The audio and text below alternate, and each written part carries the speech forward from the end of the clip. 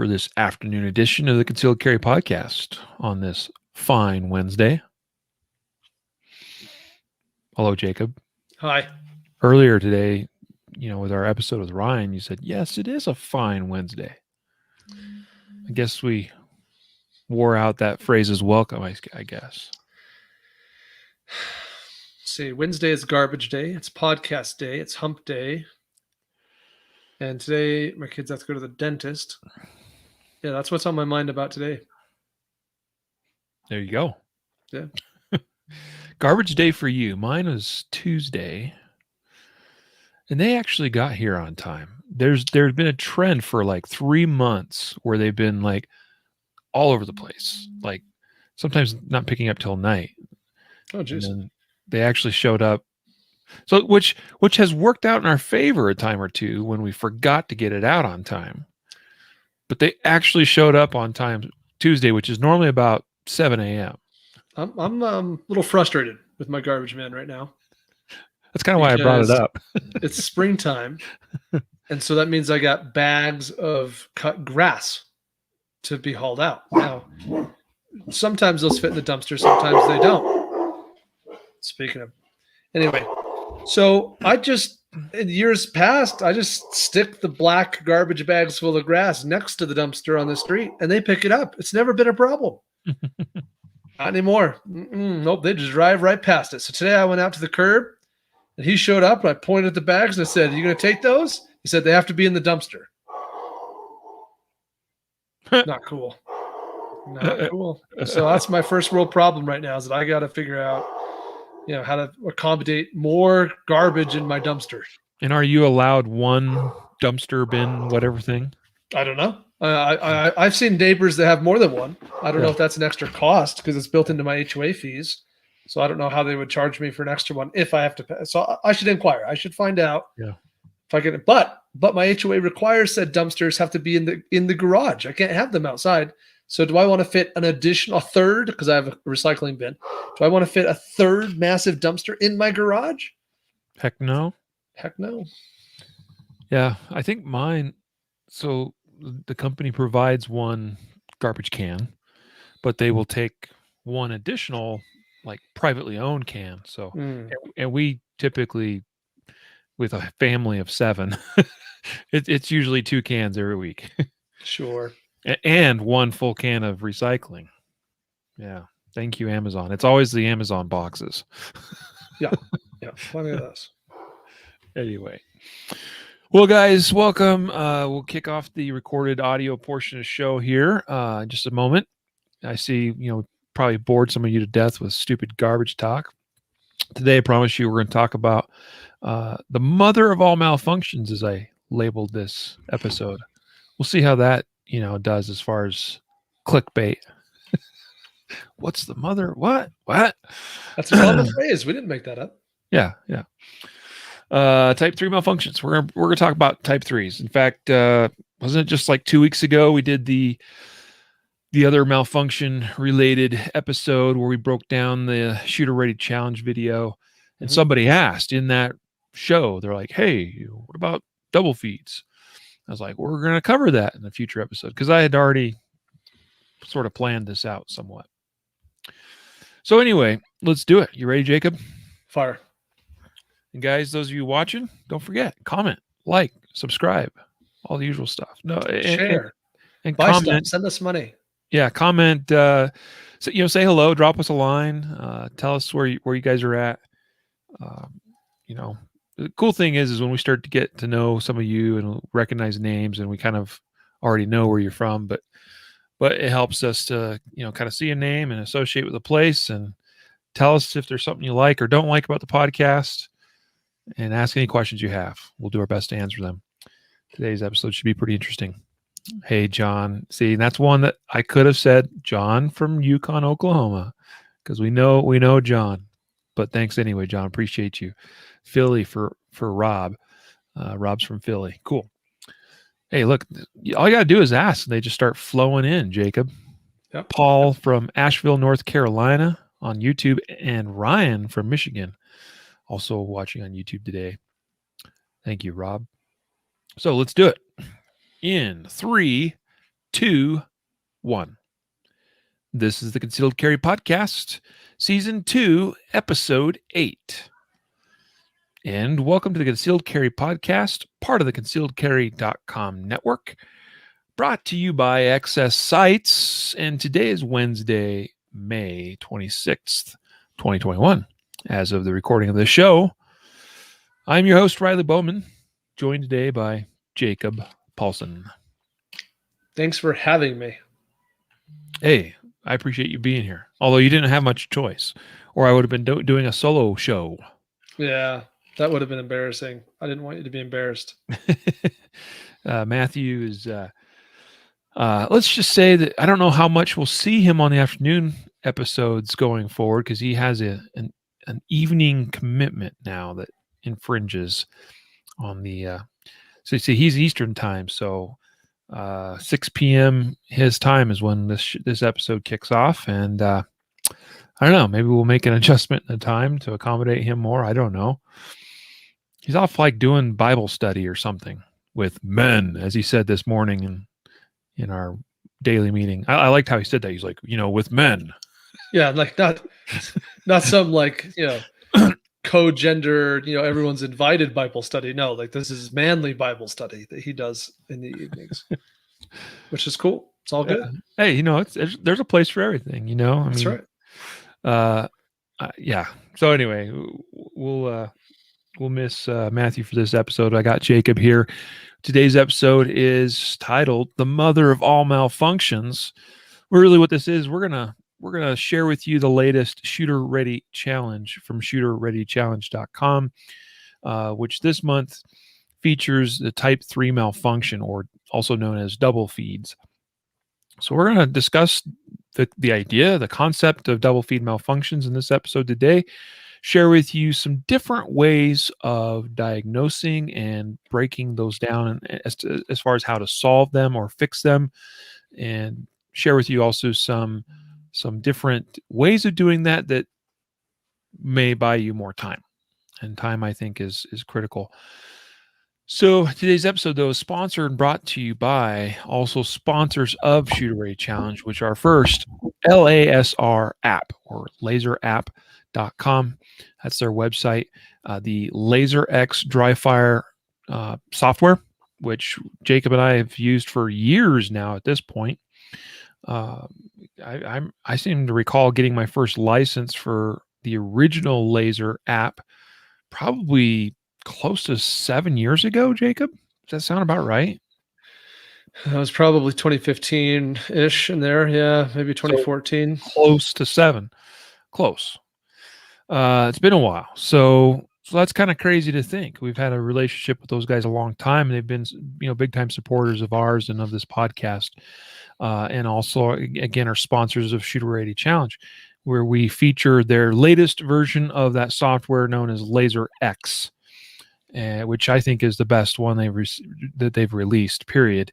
It has the downside that it does require you to be connected to an internet service of some kind. You got to be on Wi-Fi or that sort of thing, but you can use your iPhone, Android phone, tablets, iPads, whatever, your computer. That was the thing for a long time for me. I mean, we've talked about this before, about how I basically had a Windows laptop for the sole purpose of using Laser app, because for a long time the classic version was the only thing available, and you had to have a Windows PC to use it. So super excited when LaserX came out, and also it's a great way of getting started with that software because you can try it out for a month. Basically, it's relatively inexpensive if you want to pay just for a month, but you can also purchase a lifetime license, which I think is absolutely worth it. And that's a perfect thing to use and follow along with as we do these Shooter Ready Challenges month by month by month. The other sponsor, another long time product, or a product that I've used a long time, as has Jacob. I've got mine right here. I bet Jacob has one within arm's reach. My CERT pistol from Next Level Training. I was so thrilled when they came out with the 320 edition, because that's what you guys know I'm carrying these days. There's Jacob's. So Jacob's got his CERT Glock. I've got my CERT P320. They are awesome. They're not how do I put it? They're not the solution for everything dry fire, but they are a huge component, a huge solution for dry fire. And it pairs so nicely with LaserX dry fire software, because especially when you want to do multiple shot drills. Now, today's drill that's featured in Shoot Ray Challenge doesn't require multiple shots, but and it's also a bit challenging to do things like a double feed malfunction clearance with a SIRT pistol because the slide doesn't operate.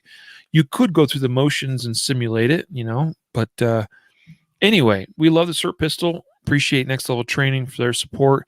nextleveltraining.com is their website and the place to find them. So anyway, today's episode, the mother of all malfunctions, also known as the type 3 malfunction, also known as the double feed. Where should we begin, Jacob? Well, let's talk about what it is. Yep. So a type 1 failure to fire, type 2 failure to eject, and then we have the type 3 failure, the failure to extract. So the double feed or failure to extract or type 3 or whatever name we want to associate it with it.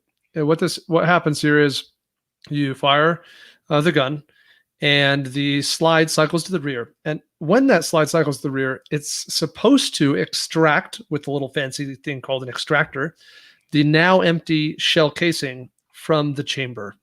And it hooks it and pulls it back and ejects it out of the gun, off toward, the back rear, toward going down somebody's shirt. And that's what the gun's supposed to do. And as the slide returns forward, of course, it loads the next round from the top of the magazine and feeds it up the feed ramp into the chamber. And Riley will correct any of this vocabulary I get wrong here in just a moment.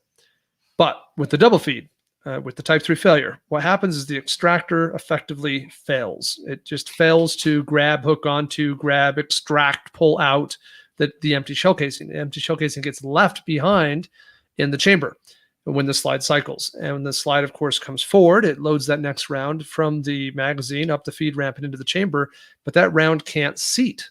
There's something in the way. There's an obstruction. There's an empty shell casing that's not supposed to be there, that was not extracted properly. And so now the gun is jammed up. You have a malfunction. You effectively have the slide can't come forward into battery because it's trying to feed this round up into the chamber. The round can't get into the chamber because there's an empty shell casing in the way that's not supposed to be there. And this is what causes our malfunction. That's an acceptable way of describing it. Acceptable. Thank you, Riley. I appreciate your stamp of approval. Just kidding. So I wanted to expound just a little bit on the failure of the extractor, as you said. It could be an extractor issue. All right. So if you start experiencing a lot of double feed type malfunctions, that is one thing I would certainly look at very soon. My mind would go there, like, round is not getting ejected from, or it's not getting extracted from chamber. Must have a problem with the thing that does the job of extracting the round. So extractors oftentimes last many, many, many thousands of rounds. I have guns I haven't replaced extractors on. Probably should, to be proactive about it, that probably are in the 30 to 40,000 round range. I'm talking about some of my competition pistols that get shot quite a bit. That's something that comes up every season. I'm like, maybe I should replace my extractor before I go into this new season, just to be safe. I don't know. They seem to last a long time. I think a typical schedule you would see, depending on manufacturer or brand of gun, they might suggest you replace extractors every 10,000, every 20,000 rounds, something to that effect. But they'll typically go for longer than that. They're made of very hard steel. They can sometimes chip depending on the specific hardness of the steel. I mean, that's part of the thing. Hard steel means it's resistant to wear, but also a little bit more prone to breakage at times. So that's the one thing to look at has my extractor, and you can do that very simply by looking at the extractor itself. You should see a very well-defined, kind of sharp, almost like fingernails edge to that extractor, because that's what it's there for, is to ensure that it reliably hooks onto the base of that case, that rim, and pulls it out. does the job. Could be a weak extractor spring. Okay, because there you go. If you got less spring pressure pressing that extractor in and onto the rim, then that might cause some failures. It could be that you're shooting reloads and those rounds have been shot a bunch and reloaded a bunch, and the rims on the cartridges on the cases are pretty worn. That might cause some extraction related issues. So that's something to kind of keep in mind. Oh, I reload, and maybe I've reloaded these cases 10 times or whatever. Could be that you chamber and unchamber and chamber and unchamber a defensive round a bunch of times, and then you finally go to shoot it and you've worn the case, or the case rim of that round. That could be something to consider there. But it also can be that for whatever reason that particular round was over pressured, so to speak, or it had more pressure than maybe it should have. Could be that your chamber's dirty, and a combination of that with whatever. I don't know. The point is like, for whatever reason, that case could get stuck in, that the force necessary to extract it from the chamber was just more than it typically would be, and therefore the extractor slipped off. So just some things to consider and to think about. That's one I think that probably gets overlooked is, hey, when's the last time you cleaned your gun, cleaned your chamber? How dirty is that? What's the, how dirty is the ammo you're running? Are you running steel case versus brass, and so on and so forth? You'll probably see more fails to extract from steel case ammo than you would of your standard brass ammo. But realize every time that round's fired, that case expands slightly, and then it quickly cools and contracts after that round leaves. And that in that brief moment, it all takes just milliseconds, then contracts just enough that extractor is able to remove it, and something can go haywire and not allow it to happen. All right, so we have a stuck case in the chamber, a second round trying to go into it. We end up with a double feed. Now, sometimes I've seen it, Jacob, where you'll get that fail to extract, but there was not enough momentum in the movement of the slide of the gun to get the slide to go back far enough to quite pick up the next round, but it'll kind of pick it up. It'll sort of like the edge of the slide, the piece that picks up the round, kind of catches enough of it, and it'll sort of shove it up part way and get stuck that way. I've seen it happen a couple different ways. But anyway, that's the situation. All right. So we say double feed.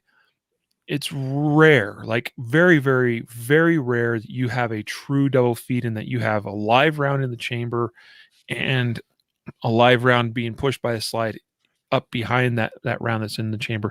Usually, if we see that, it's user error or user induced, meaning that they failed to clear something like a failure to fire or failure to eject adequately, and they actually created the double feed themselves. In that event, it doesn't matter whether it's user induced or gun induced or ammo induced, we still have to solve and fix it. And that's what this Shooter Ready Challenge for May of 2021 has to do with. Yep. And just like the last Shooter Ready Challenge, your approach to kind of a unique angle on this discussion and conversation was not just, hey, what's the traditional way of doing it? Like, this is how you do it. Have a nice day. Your approach in the Shooter Ready Challenge was to say, hey, here's the traditional way this malfunction is cleared. But there are some maybe alternative methods that are arguably better, faster, etc. And so let's put them to the test. Let's actually pressure test these and use a mechanism to measure the speed, at least, and identify whether or not some of these other processes are better or faster for me, Riley, when I do them. So I think a starting point here is to kind of just discuss kind of the traditional industry standard approach to clearing a type 3 malfunction. Does that sound like a good place to start? Sure. And by that, I guess that classic method, I mean, you're welcome to discuss it if you'd like, or I can, but I was just going to add that when we say that's like the industry accepted way, it's because that's what the NRA teaches in their curriculum. That's what all the law enforcement training and academies that I'm familiar with, that's the way they teach it in those curriculums as well. And you'll see it talked about in online blogs and other places. I mean, it's so the traditional or classical way of solving the double feed malfunction is well published and well proliferated in terms of the public knowledge. You want me to keep going, or you want to take it? Oh, you froze on me. Well, Oh, maybe I'll take it while we wait for your connection to improve. Now? You are back now. You did lock up on me there.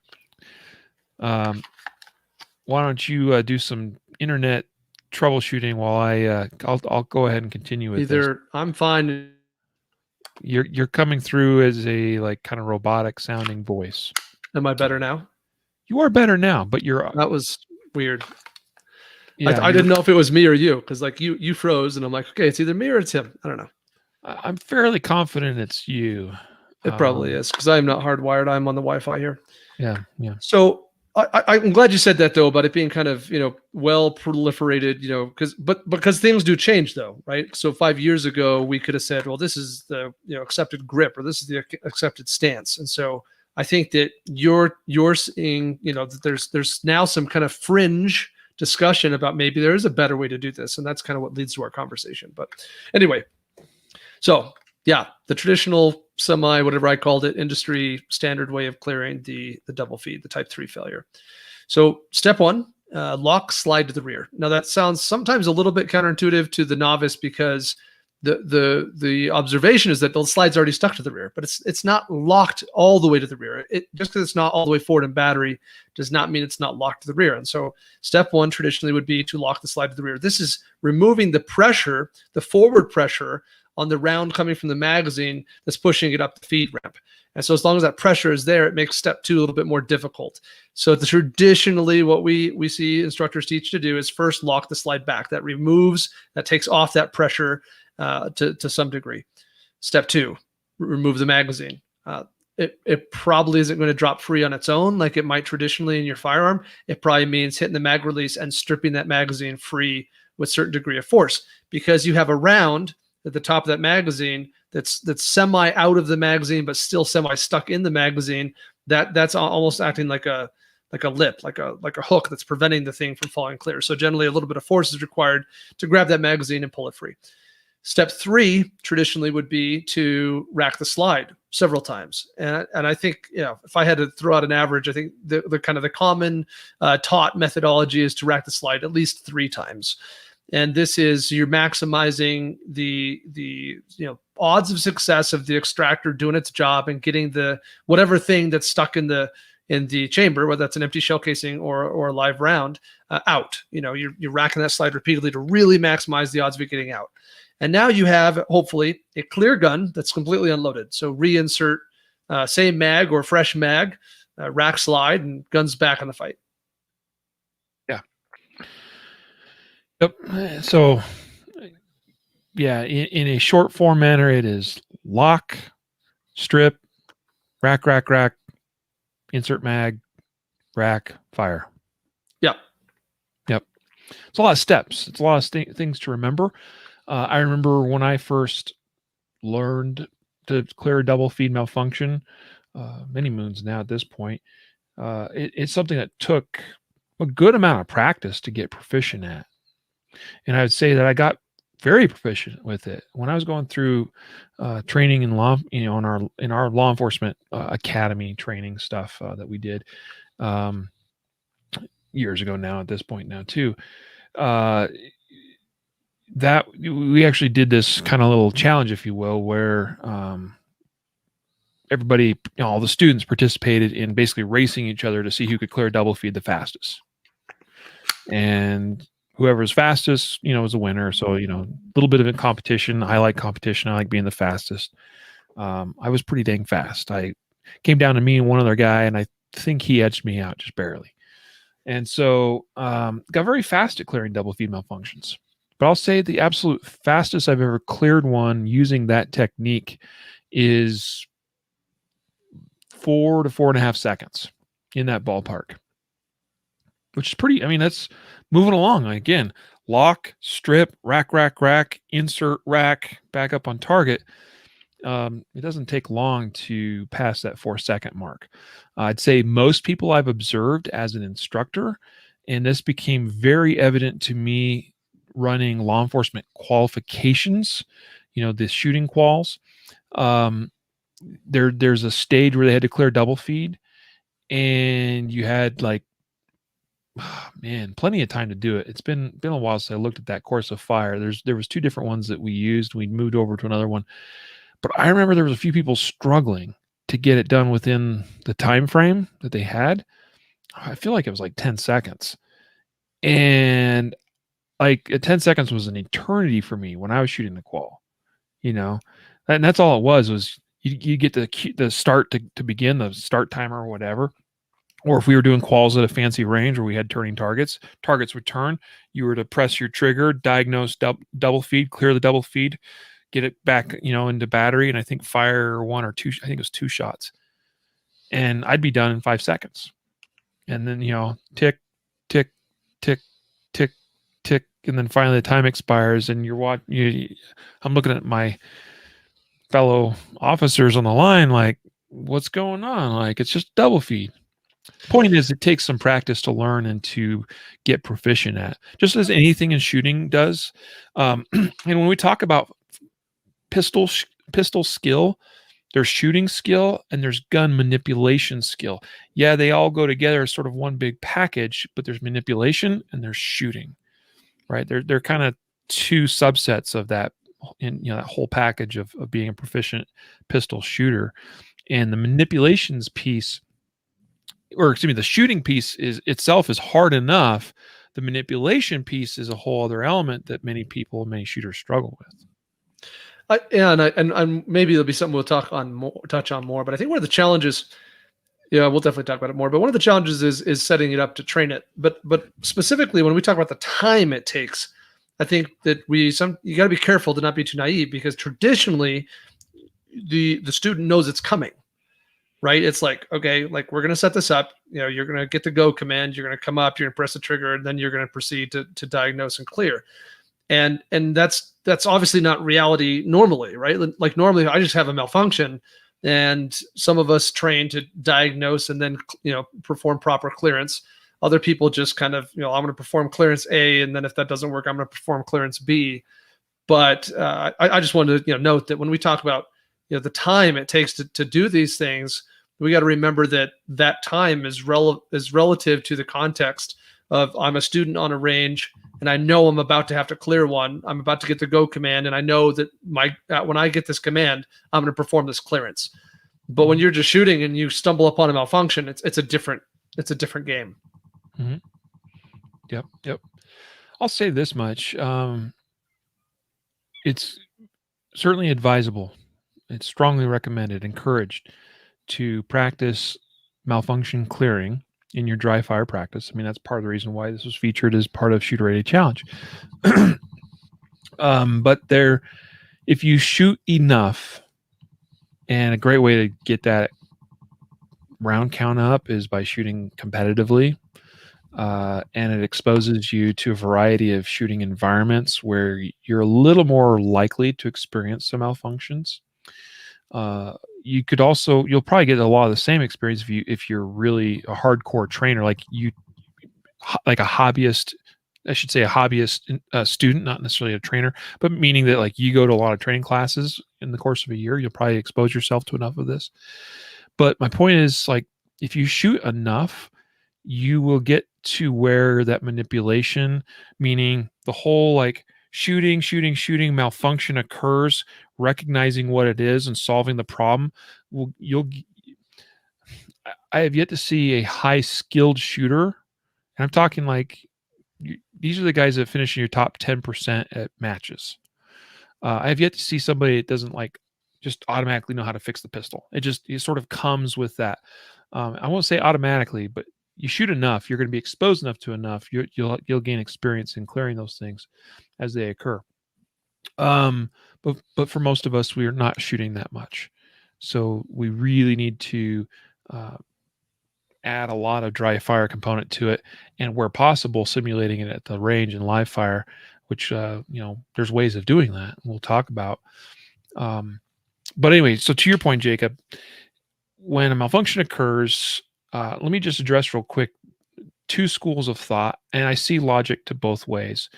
If you are extremely skilled, meaning that you can take one glance at a pistol, know exactly what's going on, and immediately go to solving the problem, then actually doing that is probably not a bad idea for you. Okay.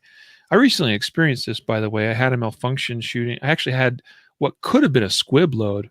I was shooting a match a couple weeks ago, and on my second shot, it was kind of bizarre. I was like, wow, that was weird that it would happen then. I fired a round, and I could tell it was way underpowered. I mean, instead, my first shot was like bang, and the second round was like pop. and then by that point though, this was on a kind of a hoser style stage.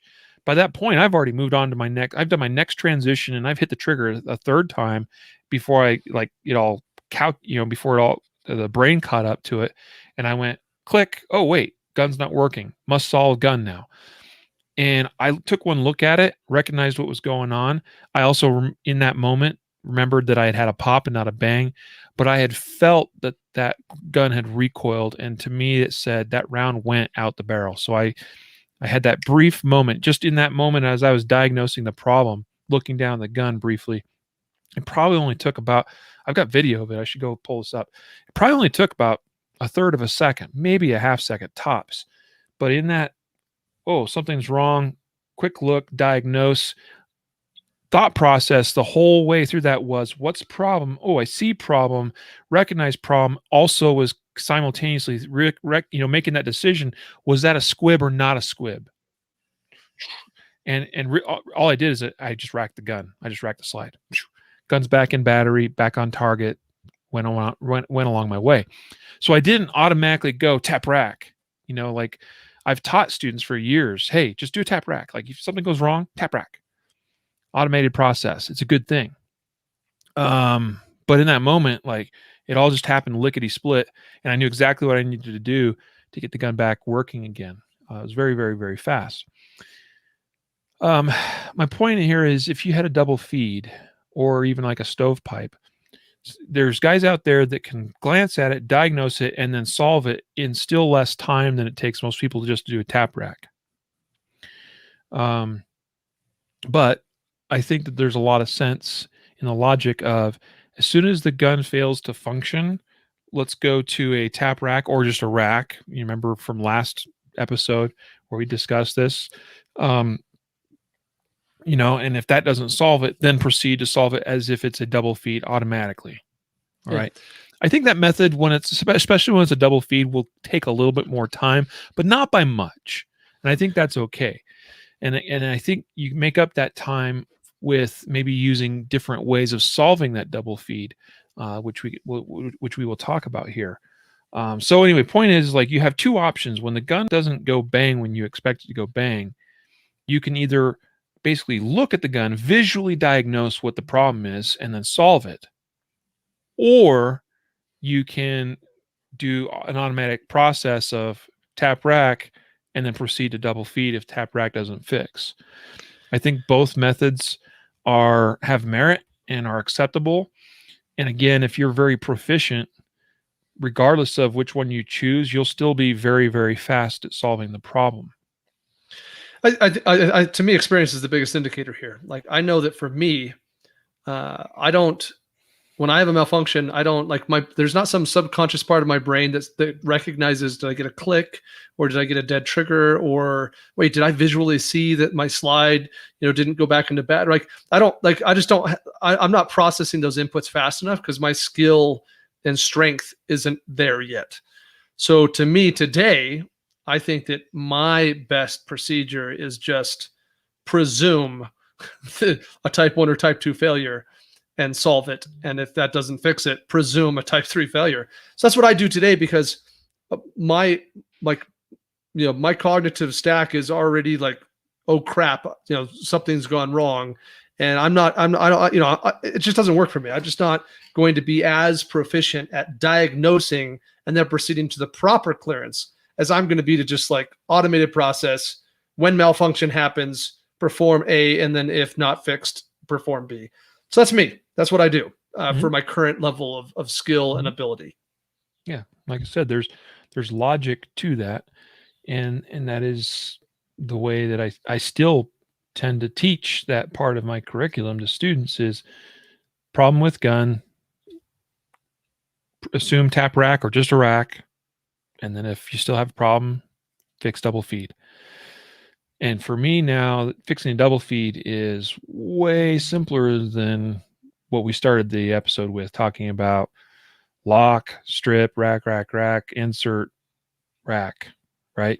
So let's talk about that. So in the shooter rated challenge video this month, I put everything on the clock, just like we did with the type 1, type 2 malfunction clearances in the last shooter rated challenge. Let's see, April 2021. Actually, we said that was failure to fire. Didn't necessarily call that a type 1 and type 2, although you would practice it much the same way. That's why it is, it's just it is what it is. It's a failure to fire malfunction.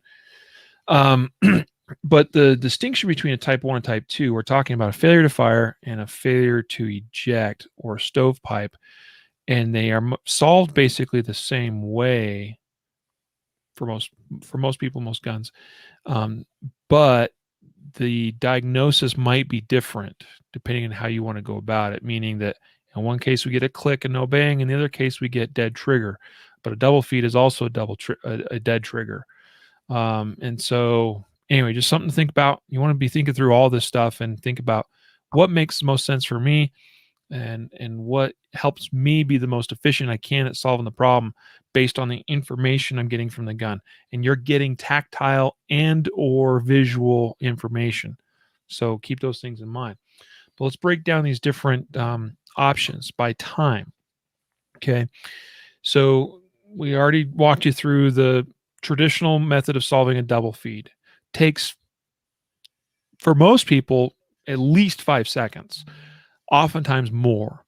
I would say the average time I see from a lot of students that have gone through my classes is probably in the 6 to 8 second range, pretty typically, after they've had a little bit of exposure to it and some practice doing it.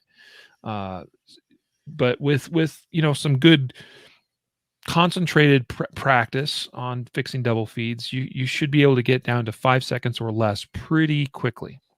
It's not a complicated process. It's just a process of remembering all the steps and not having to think your way through them. So I timed that out in the video, and I think it comes out to like upper fours is like 4.6, 4.7 seconds or something like that. So then I introduce you to a second method. So that's what we're doing for you all now on the podcast. Here's method 2. All right. And I first came across this a couple years ago from Bill Blowers over at Tap Rack Tactical. I think we talked about him last episode about just racking the slide versus doing a whole tap rack. And got to give him credit because this guy has put a lot of thought into this and has a lot of experience to back it up.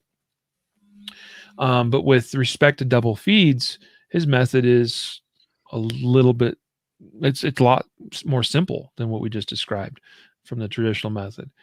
It's essentially unload the gun and reload the gun,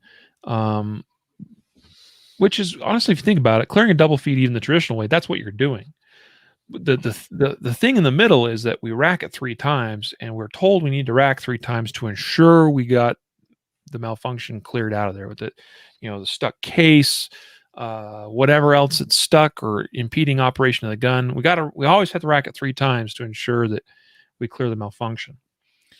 So Bill Blowers' method is basically the same, but we're removing the locking the slide to the rear, and we're removing 2 of the extra racks of the slide. So, and this is key because, again, every step takes time. So if we just simply remove locking the slide to the rear, right, in the same amount of time it takes to do that, I would have already proceeded to removing the magazine from the gun if I'd used Bill Blowers' method. So just put it in context of like that, automatically you're on step 2 when most people are still on step 1. So you're just leveling up in terms of your time savings by going with Bill Blowers' method. So his method is just hit the mag release, grab the magazine and rip it out of the gun. Now, it's not going to work if your gun of choice does not have a magazine that you can grab easily. Good point. Okay. So by that, I could think of probably a handful of guns out there. And some of these are going to be really small, micro compact guns. Let me see. You come up with a specific example. Like even like the Smith & Wesson 380 Bodyguard still has a magazine that you can kind of grab onto. It's got a little bit of a base plate there. LCP, yeah, there's a little bit there you can grab onto. It's going to be more of your older guns. Okay. Classic 1911s. Think about it. You have a flat metal base pad and it goes into a gun and sits flush. And the reason why the 1911 magazine on the front bottom of it has a little extended lip is so you could hook that and pull it out. But you might not be able to get as much purchase on that as you would like to be able to just rip the magazine out of the gun. Point is, most modern pistols, like if I use this Cert as an example, okay, because this is pretty true to the actual 320 gun. You've got a magazine base pad and a little bit of a recess in the bottom of the grip that you can get your index finger and your thumb or your support hand on there, hit the mag release with your firing hand, and just strip it out. And so that's Bill's recommendation. And I think this does work on probably 98+% of guns that people are carrying today. So remove the locking the slide to the rear step out of the process, automatic time savings. Now we've got the magazine out of the gun. Rack the gun one time. 99.9% of the time, that's going to clear out the malfunction. Magazine back in gun, rack it again. Essentially what you're doing there is you've reload. That's all it is. So up to that point, it's hit mag release, strip magazine out of the gun, rack it once, and then you're just reloading the gun. Mag in, rack the slide. Okay. So we're removing 2 racks of the slide, removing the locking the slide to the rear, automatic time savings, and I can run that version of a double feed clearance in less than 4 seconds. Upper threes. If I practiced it some more, I demonstrate in the video. I actually haven't practiced that particular method, a ton. And keep in mind, in the context of that video, I'm demonstrating 3 different things, and there's some cognitive load that's occurring as I'm filming the video, trying to go, okay, here's the classic method, here's Blauer's method, and then we're going to do this other one. But I think based on experience and having, played with that a little bit, I think I can do that method in honestly less than, in probably about 3.25 seconds, thereabouts. Pretty close. Yeah. That makes sense, right? Because the elimination is I'm eliminating locking the slide back, and I'm eliminating 2 of the 3 slide rackings. So yep. Half second to 3/4 second sounds reasonable. Yep. So I think at the very least you're saving a second, probably 1.5 seconds, close to. So, and I see some questions coming in. We'll probably address some of those questions here momentarily. So I played around with this some, and I've come up with another method. I don't know if I should say I've come up with it. I think there's a couple of other guys out there doing this. I haven't, but I didn't necessarily see this in a video somewhere and go, oh, I'm going to adopt that. I wasn't exposed to it in a class or anything like that. But I heard some guys kind of talk about it loosely in conversation, and I wasn't sure if I got the whole context of what they were talking about, but I just played around with some things. And so here's my method for clearing a double feed. And this is demonstrated in the Shooter Raid Challenge video as well. And all it is, it's very similar to Bill's method, but now we're going to remove all racking of the slide except for the very last one. So we're stripping the magazine out. Then we're putting the magazine back in the gun and racking the slide. Okay. And I've tested this I spent one afternoon with a couple different guns, Glocks, P320s. I had the opportunity to test it on a friend's MMP. I tested it on a couple of Tauruses. I tested it on a Springfield XD or XDM. I tested it on a 1911 a bunch of times because the 1911 I was a little unsure if it would be as reliable to work. And I found it worked with all guns I tested it with, and I did like hundreds of manipulations to see if this would work, and it worked flawlessly. So all we're talking about here is if we have a double feed malfunction, we're gonna strip the magazine out. So we hit the mag release, grab the magazine, rip it out, but just stick the magazine right back in, rack the slide.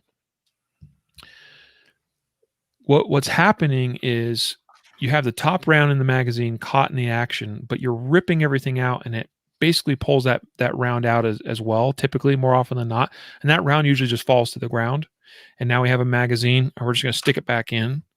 And then racking the slide is pulling the stuck case out of the chamber, sending that away, and then we're putting a fresh round in. Now, the danger of this is that it could be that if you have a bad extractor, it may not pull the round out on that one chance of racking the slide.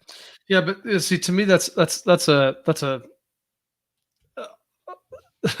to me, that's like, well, then if you have a bad extractor and it's not just a one-off, it's not just an outlier that it failed, but you actually have a bad extractor and it's going to fail consistently, then you got bigger problems anyway, right? Then the gun's just going to continue to malfunction.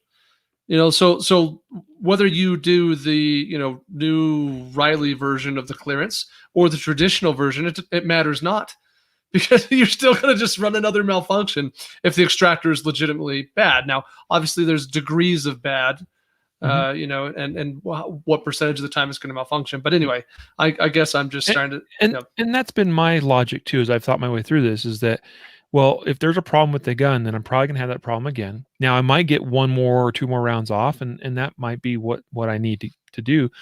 At the same time, it's also a very, very low probability event that that this doesn't, that we actually have this problem. It's gonna be a little bit gun specific though. All right. So I don't know that I would I might have a different approach if I was carrying a 1911 style gun, where with the extractors on those, like, and that's actually an armorer's type test that you would do with a 1911, is actually check extraction and the extractor on those guns.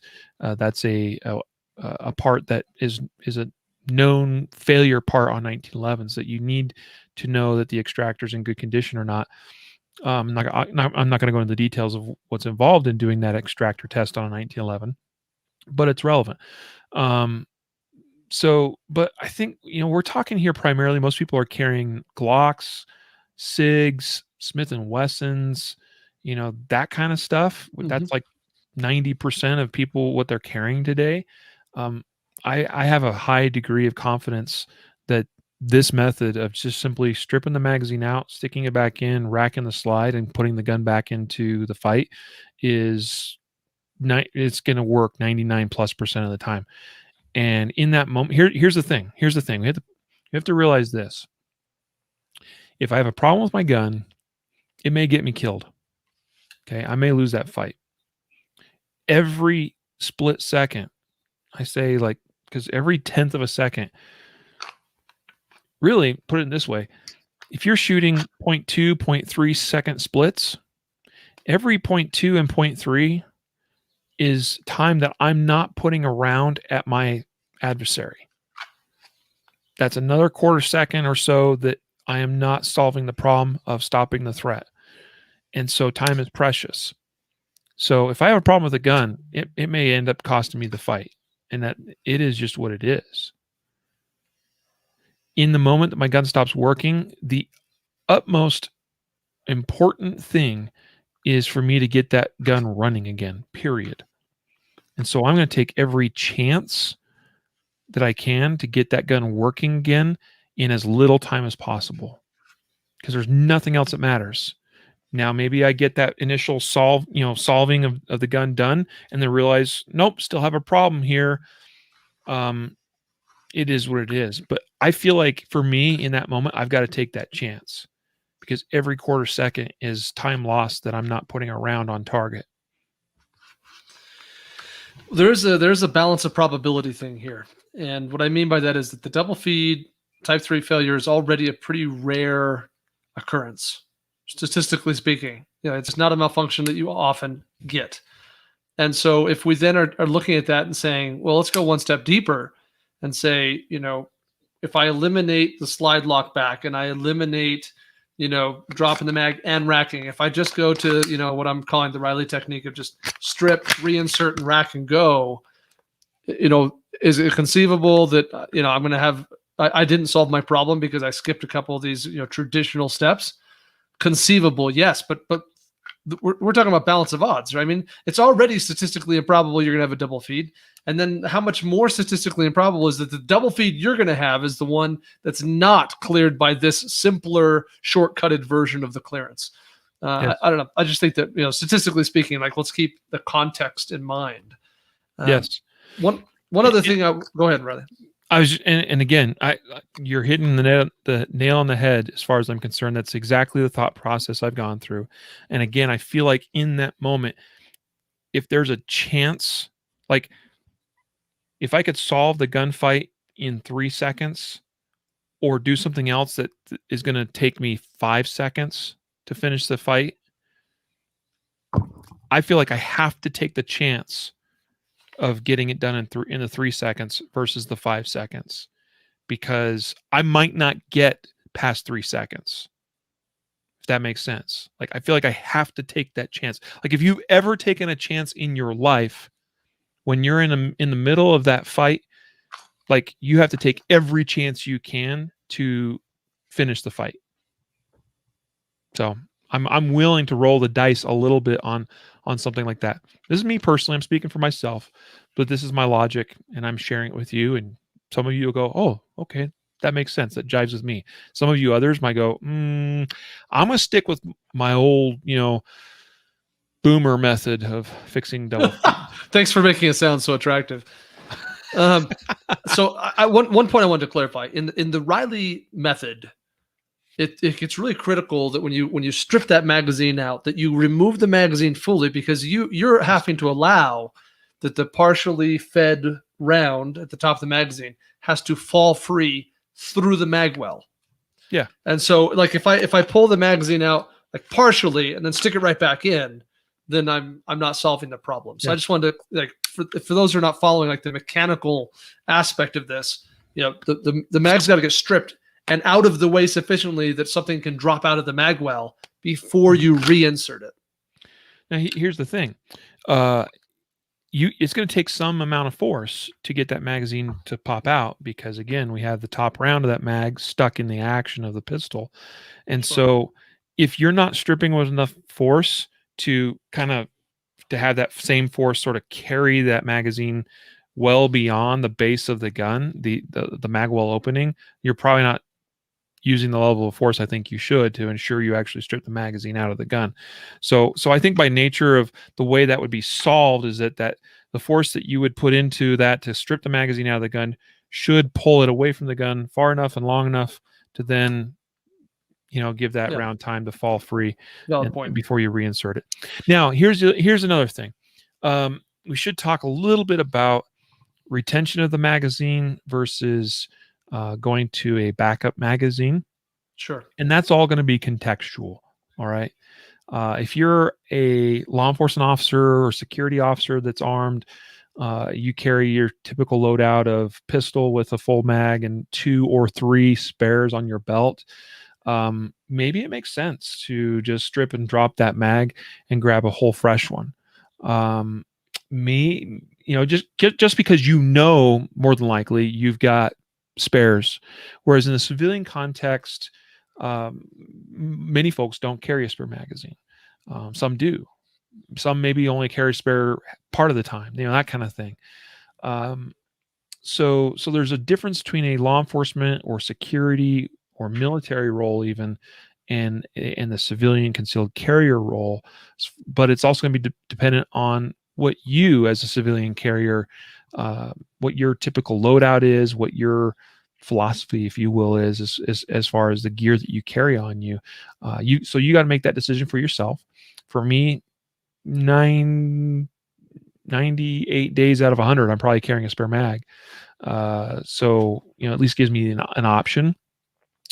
You might be so nuanced in your experience level to be able to judge relatively quickly, like, that's kind of empty, or recognize, oh, I've been in this gunfight for a few seconds. I've probably expended most of a magazine, and you may be skilled enough to make the decision on the fly that I need to just dump this and get a fresh in there because I'm probably getting low anyway. That's obviously more advanced, more, it's a higher level of skill. I think anybody would recognize that.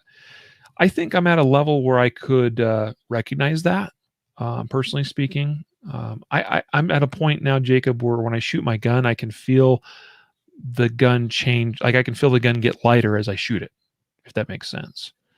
I remember a time in my life when I remember some high level competitive shooter saying something similar, and I was like, that's insane, but that's kind of where I'm at now, because you get so in tune with your equipment, with your gun, with shooting itself, that you and the gun are kind of one, so to speak. And I still have room to grow and things to learn, but that's where I am now, is that I can fire a gun and kind of feel about where I'm at, capacity wise. So take all that with a grain of salt, but also take it into consideration. And again, look at how you carry typically, what your typical loadout is, and make a decision. Hey, does it make sense for me to just dump that mag and get it fresh? Because I know I've got a 21 round or 22 round spare that I carry. Okay, cool. If you don't have a spare, then you're dropping a mag, and that's just making your problem worse. So now you got to retrieve that mag. I think in probably many contexts in the civilian application of this, it probably makes sense to just remove magazine and take that same magazine and stick it back in the gun. That's certainly the bucket I'm in, because I do not have a spare magazine consistently enough that I want to have that kind of muscle memory. If I know someone's going to yell at me for using the word muscle memory, you'll get over it. So I think it's important to clarify how you set up the drill in dry fire. Yeah. So, because I think that the disclaimer that's to come with this conversation is each of us individually has to decide which of these clearance techniques is best for you. And in order to really identify that, I think a person should set it up like you did in dry fire and run them. But you also have to run them enough that you're doing each of them proficiently enough for it to really be an apples to apples comparison. But let's talk about the setup. So the way you did this, which when I first started watching, I was like, wait, how are you setting this up? But it was quite clever. So you used a laser dot trainer. So, laser ammo cartridge insert thingy. In your case, the laser dot trainer from Ready Up Gear. Drop that in the chamber. And then in your magazine, you put a mag block, which is sold with the barrel block. And then on top of the mag block, you put in a dummy round. So those are the three tools a person would need to set this up the way and plus you're using the laser software, LASRX. So those would be the four tools that a person would need to replicate what you did and how you set this up on shooterreadychallenge.com. So now you rack the slide and you ease it forward. That dummy round is getting fed up. It's running into the back of the laser cartridge that's in the chamber. Now we have our simulated double feed. You perform your clearance, and when you do, the round is going to come out. The dummy round is going to be the bad round that's extracted or whatever from the chamber. It's going to fall free. And when you reinsert the magazine again, you already have the laser dot still in the chamber, right? It's rimless, so it's not getting extracted. And when you rack the slide, all is well, because the mag block is allowing the slide to come forward back into battery, simulating as if it was loading the next round into the chamber. And then you press the trigger and you get the laser dot. So, we set it up. We go on the software. We get our random delay countdown. We get the go signal. We press the trigger. We get the dead trigger. We perform the clearance. Press the trigger again. This time we get a laser, and that's our split time. Mm-hmm. That's right. That is exactly how I set it up in dry fire to use it with LaserX software. And the purpose of that was, we want to time this in dry fire. How can we do that? Well, I know I need a laser shot on target that the camera can see that will tell it to stop the shot timer. And I just thought my way through that problem. And this is the first time I ever did this, by the way. I hadn't ever done it in this exact manner in dry fire. I mean, I've certainly practiced double feeds many times in dry fire, but to utilize it in a way where I could extract the shot time data from the time it took me to solve that malfunction, required a little bit of creativity. And the key there being, of course, like for me, it was really simple. It's like, well, I can have a round in the magazine pushed up into the back of the laser dot trainer. That's a non-issue.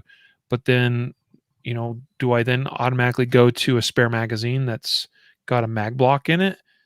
So that I can practice putting the magazine in and racking the slide. Well, then I'm always training the one thing. So then it's like, oh, but wait, put a round on top of the mag block. And it worked like a charm. Worked exceptionally well. And the mag block is specifically designed to allow that to be a possibility. Yeah. We know that from the designer. Yeah. Yep. So that worked out really well. And that's how in dry fire we were able to measure that. Again, it took me a little less than 5 seconds to solve the double feed the traditional way. It took me 3.5 seconds ish, maybe upper threes, to solve it the Bill Bowers way. And then took me a little under 3 seconds, if I recall, to do my method, which I think I can even get that time a little bit down further. Again, keep in mind, I was a lot of cognitive load as I was trying to think my way through these things and demonstrate the different methods. If you just commit to and stick with one method, it's going to pay dividends in terms of efficiency. So now, how would we set up and practice double feeds in just standard dry fire practice? In case you're not familiar, that's pretty simple, but it is advisable that you have dummy rounds available to do this. And so simply, you could use an empty case, but you could drop a dummy round into the chamber of your gun with the slide locked to the rear, then put a loaded magazine loaded with dummy rounds into the gun, ease the slide forward. It'll push that first dummy round into the back of the either dummy round or empty case that's in the chamber, and then proceed to solve the double feed malfunction. And you're just working with dummy rounds, and that works just fine. But again, the goal here for Shoot Ready Challenge was, let's put this on the clock. Let's use it with Laser X. How can we do that? And that required a little different level of creativity. Yep. My last thought, because I think we've pretty much wrapped this one up. I just feel like any conversation about Type 3 malfunctions is incomplete without a shameless plug for which I have a financial incentive to make. And that is for the Type 3 malfunction round. So I think I kind of hinted at this earlier, but one of the challenges with double feed malfunction training practice is that you always know when it's coming. Because in order to set it up to simulate the failure, it has to be your first shot. It can't be like, when we're training a Type 1 or Type 2 failure, I can intersperse a dummy round with live rounds in a magazine. I can be on the range and go bang, bang, bang, bang, click. Oh, time to run so it's not as predictable. I don't know when it's going to happen, right? But in the case of a double feed, traditionally, the only ways we've ever been able to set up the failure was in such a way that we knew it was coming. It's the first round, right? So we set it up, however mechanism, method any given instructor prefers, but it's going to be, okay, press out to target and press trigger. Okay, go, like run your clearance. We know it's going to be the first shot fired is going to be your failure. And so the Type 3 malfunction round is a relatively new product manufactured by a guy out in your home state in Idaho, which we sell on concealedcarry.com, is a phenomenal tool because it allows us to train a Type 3 failure the same way we train a Type 1 or Type 2 failure. And in fact, if you really want to screw people up, you do both. You take the Type 3 malfunction round and a dummy round, and you throw those in with some live rounds in a magazine. And then they know that at some point they're going to get a malfunction, but they don't even know which one. And so that'll really mess with people. Yeah. And so anyway, it's an opportunity that we just didn't have 2 years ago. The product didn't exist. And now the product exists, and it's really cool, very clever. And I've tested all of these methods we've talked about today, the 3 methods with the Type 3 malfunction round, and all methods work equally well with Type 3 malfunction round, which I think is a testament to the product functioning, like it's meant to simulate Type 3 malfunctions in live fire. And it's genius because, previously you could not reliably induce double feed malfunctions in live fire to practice, to get good, meaningful practice on them. And now you can with a relatively inexpensive product. I mean, I'll say this: there is another product that exists. Not sure if it's still actively being made. That was quite a bit more expensive, and you'd get a single unit, and it would probably last longer, but one unit and like probably almost double the price.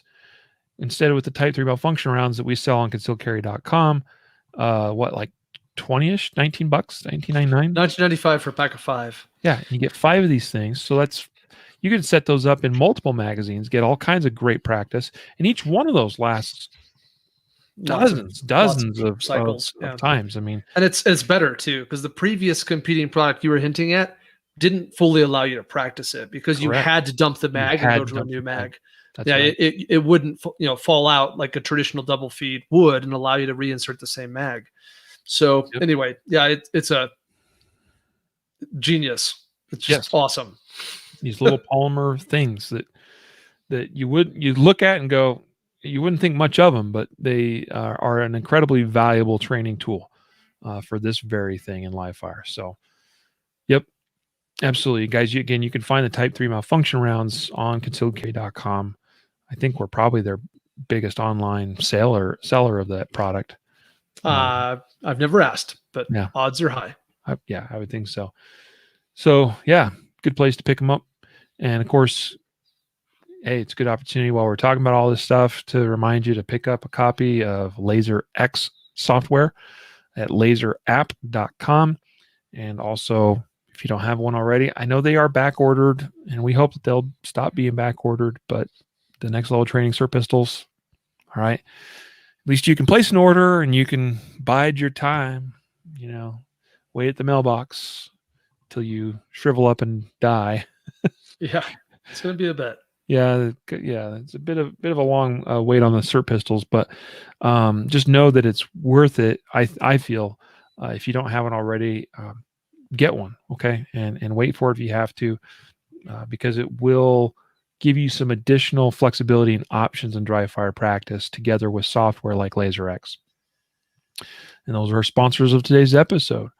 I hope you guys enjoyed the content today. Again, you will want to go to shooterreadychallenge.com to see the latest video. If you're listening to this episode way down the road, then just go back to the May 2021 Shooter Ready Challenge video, because it is a catalog that just keeps pushing. We release the next one and everything just gets pushed down. But you can go to the Type 3 failure clearance video from May 2021 and see everything that we just talked about today in that video, show and see it demonstrated as well as timed, and then kind of my takeaways from that. And then I would encourage you, as is the purpose with Shooter Ready Challenge, to actually participate month by month by month in doing those various things, these various challenges and drills in your dry fire practice. That is our hope with Shooter Ready Challenges, to encourage and inspire you guys to do more dry fire. We do need to announce this week's podcast giveaway winner before we wrap up the show today, Jacob. We had a number of entries for a Ready Up Gear belt clip. Looks like this, in fact. I got one right here. These are great. So this guy here clips onto your belt while you're at the range. And this part here is where you can snap your hearing protection, your ear muffs, onto. Just gives you a nice, convenient place to clip those on. Because if you're like me, when I go to the range, there's times where I have my ears on, there's times where I take them off, back on, back off, that sort of thing. Maybe it's not as common when you're just going to an indoor range and you're going to be inside there the whole time. You got to have your ear pro on all the time. But when I'm on the outdoor range, I'm taking stuff on and off all the time. And I used to put my ear pro up on my head, used to put it down on my leg. Either method always kind of drove me bonkers. And so just clip it onto the belt, man, using the Ready Up Gear belt clip. So one lucky winner. Matthew wrote the name wrong real quickly. The product is the ear clip from Ready Up Gear. Oh, I guess it goes on your belt, but the product is the ear clip. That actually makes more sense. So Ready Up Gear ear clip clips onto your belt, and your hearing protection. We have one lucky winner of one of these. So, and by the way, guys, where you sign up each week for the giveaway is concealedcarry.com/podcast prize. All right. So don't forget to sign up. This next week, we're going to be giving away an MCF Spark flashlight from Ready Up Gear. So one of these great little compact flashlight unit that's very bright for its size. Awesome performance for a little light. We'll give away one of these to a lucky winner next week if you sign up at concealedcarry.com/podcast prize. So, our winner, Jacob, do you have the name or should I give the name? I got it. Okay. The name is Chad. Chad. There's too many Chads. Everyone's like, wait, it's me. Chad. Last name starts with the letter B as in boy. So B. Chad, B as in boy. There might be more than one of those. But if your name is Chad, last name starts with a B, you should go check your email inbox. Matthew probably already sent the email out to notify you. And so you do need to respond to that email with your address so we can get it shipped out. Yeah. There you go. Congrats, Chad, on winning this week's prize. All right, guys. Well, we're going to sign on out of here, let you go. You won't hear from us again until next week. So until then, have a great rest of your week, a great weekend. In fact, it's Memorial Day weekend coming up here. Yeah, Jacob, I see that face. You're like, really? Crap. You know what that means? Yes. Holiday on Monday. Yeah. That means nobody working. That means no packages going out. Yeah. Anyway, guys, have a great Memorial Day weekend. We'll see you next week. Until then, train right, train often, and train safe so you can fight hard, fight fast, and fight true. Take care.